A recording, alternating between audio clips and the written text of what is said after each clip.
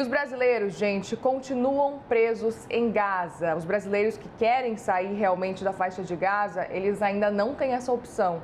730 pessoas mais especificamente, devem cruzar a passagem de Rafah em direção ao Egito, isso ainda hoje sábado. Mas, de novo, nova lista divulgada e não tem brasileiro nessa lista. As autoridades do governo egípcio confirmaram que mais estrangeiros vão completar essa travessia, entre eles civis dos Estados Unidos, da França, do Reino Unido, da Alemanha e também do próprio Egito, viu? Essa que é a quarta vez que essa passagem de Rafah ela é aberta para que estrangeiros deixem Gaza. Vamos lembrar então que essa passagem é o que permite então a chegada dessas pessoas que estão na faixa de Gaza para o Egito. A gente lembra que essa passagem, ela normalmente, desde que a guerra começou, ela está bloqueada justamente para que as pessoas não saiam todas em direção ao Egito, que, segundo o próprio país, não teria condições de suportar realmente a quantidade de gente se deslocando para o país.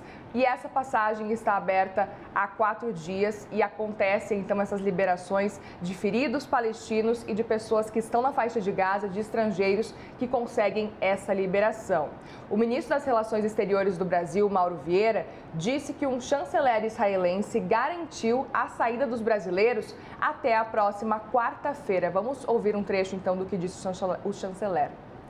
Ele me deu garantias de que até a quarta-feira todos os brasileiros que estão em Gaza poderão sair pela passagem de Rafah e, portanto, terão acesso, já providenciado pelas embaixadas do Brasil, tanto em Ramala como no Egito, até o aeroporto onde está um avião da Força Aérea Brasileira que os trará para o Brasil. Ele me garantiu que sairão até a quarta-feira e que também fará todo o possível, se puder antecipar de 1 ou 2 dias, fará, mas que na quarta-feira ele dá todas as garantias. Isso foi um processo de conversa, de negociação de alguns dias e hoje eu tive essa boa notícia dada por uma alta autoridade do governo de Israel.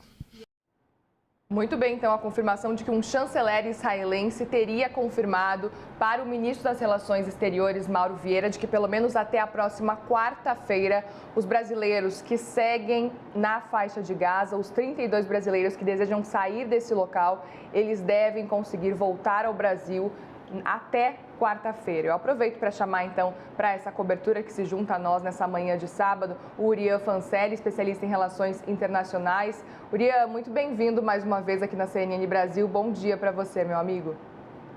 Oi, Muriel, bom dia. Obrigado pelo convite.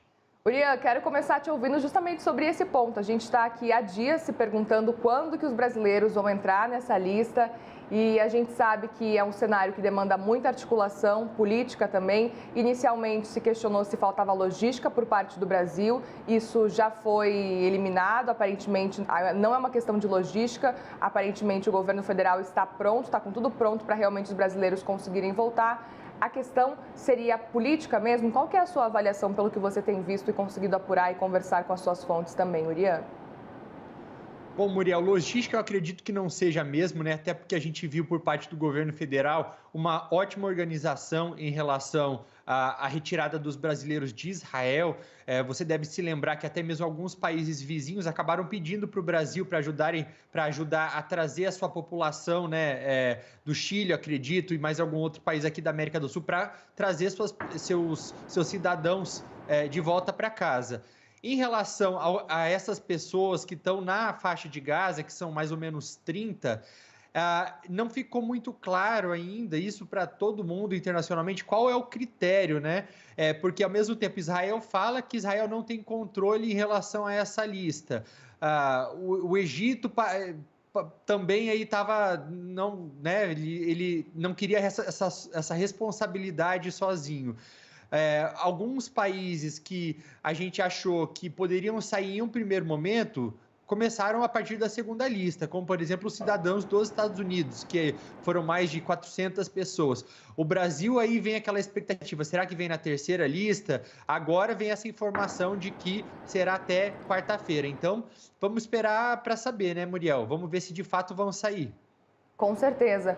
E a gente tem acompanhado também muitos elogios, né, ao governo brasileiro quando a gente fala desse processo todo de cuidado com os brasileiros e de cuidado também com essa guerra que está acontecendo. A gente lembra que a gente acompanhou desde o começo da semana, desde o último mês, inclusive de outubro, o Brasil que presidiu, né, o Conselho de Segurança da ONU e acabou recebendo alguns elogios por esse trabalho, essa atuação em frente a esse conselho, pelo menos durante esse período de um mês. Nesse caso, então, é curioso, né, a gente ver essa dificuldade de liberação de brasileiros.